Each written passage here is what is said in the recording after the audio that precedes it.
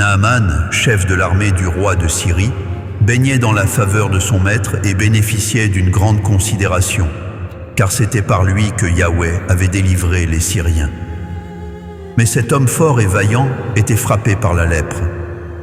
Or, les Syriens étaient sortis en troupe et avaient capturé une jeune fille du pays d'Israël qui devint servante au service de la femme de Naaman.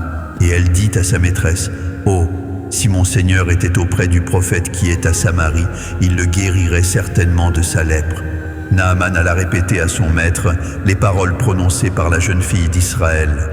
Le roi de Syrie répondit, « Va à Samarie, et j'enverrai une lettre au roi d'Israël. » Naaman partit, emportant avec lui 10 talents d'argent, 6000 cycles d'or et 10 changes de vêtements.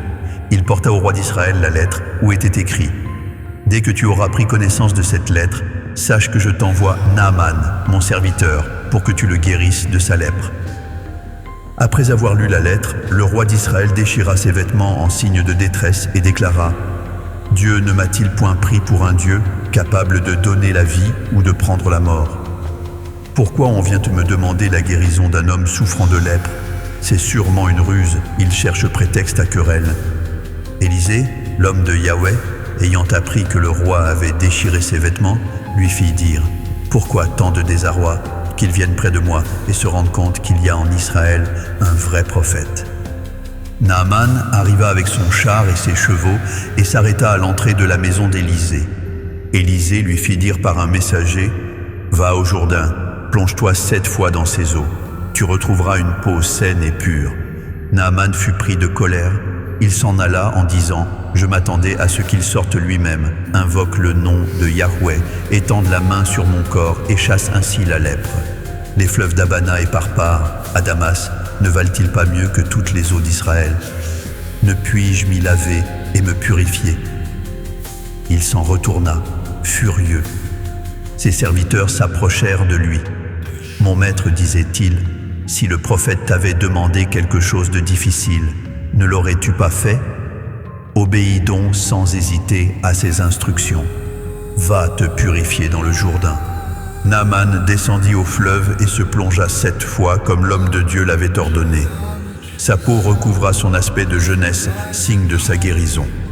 Naaman revint trouver Élisée avec toute son escorte. Arrivé devant lui, il proclama « Je reconnais aujourd'hui qu'il n'y a aucun Dieu sur la terre, hormis Yahweh en Israël.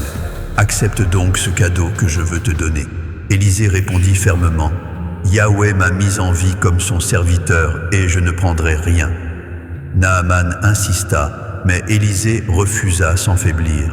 « Je t'en prie alors, répliqua Naaman, donne à ton serviteur une charge de terre à portée de 2 mulets, car dorénavant je ne sacrifierai qu'à Yahweh, renonçant aux autres dieux. Pourtant, une chose me préoccupe.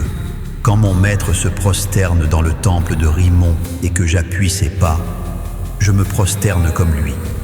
Je supplie Yahweh de pardonner à ton serviteur ce geste. » Élisée sourit et dit « Va en paix. » Naaman s'éloigna donc d'Élisée.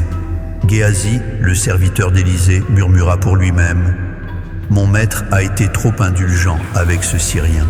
Il n'a pas accepté les biens. Yahweh est vivant. Je vais courir après Naaman et en obtenir quelque chose. » Géasi se mit à la poursuite de Naaman. Voyant un homme courir, Naaman descendit de son char pour l'accueillir. « Tout va bien? » ?»« Oui, tout va bien. Mon maître m'a chargé de te dire. 2 jeunes prophètes d'Éphraïm viennent d'arriver. Pourrais-tu nous prêter un talent d'argent et 2 habits pour eux? » Naaman proposa avec générosité « Prends au moins 2 talents. » Géasi insista, récupérant les 2 sacs d'argent et les habits qu'il cacha dans sa maison. Il congédia les serviteurs. Une fois à l'abri, il cacha le butin. Devant son maître, « Tu n'es sorti nulle part, mentit-il. » Mais Élisée perça son mensonge. « Mon esprit était avec Naaman quand il descendit de son char. Pourquoi acceptes-tu de l'argent, des habits, des biens? La lèpre de Naaman s'attachera à toi et à ta descendance pour toujours. » Géasi sortit couvert de lèpre blanche.